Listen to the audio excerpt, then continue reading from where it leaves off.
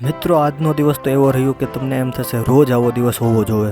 મિત્રો સુરતમાં આખિરકાર મહિના પછી વરસાદ થયો અને એની મજા લેવા નીકળી ગયો હતો, પણ જેવો ઘરની બહાર આવ્યો હતો વરસાદ ગાયબ।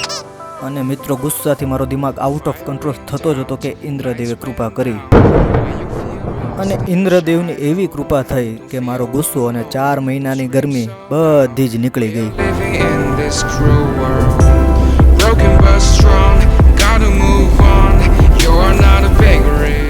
મિત્રો બાઇક ઉપર બેઠા બેઠા જ અમે તો તાપી સ્નાનનું પુણ્ય ભેગું કરતા હતા। ખૂબ મજા કરી વરસાદની, અને પછી વિચાર્યું હવે ચા પીએ।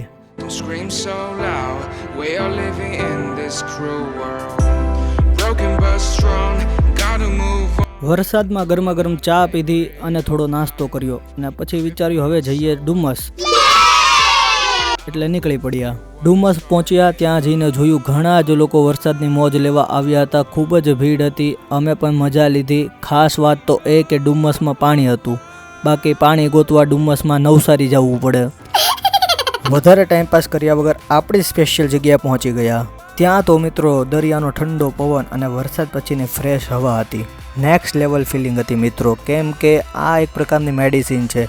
આપણે ઓક્સિજનના પૈસા આપતા હોઈએ, અને અમે ભરપૂર માત્રામાં ફ્રીમાં ઓક્સિજન લીધો, ફોટોસ અને વિડીયોઝ લીધા, અને પછી તો મિત્રો દરિયા કરતાં અમારા બૂટમાં વધારે પાણી હતું, એટલે ઘરે જવા નીકળ્યા।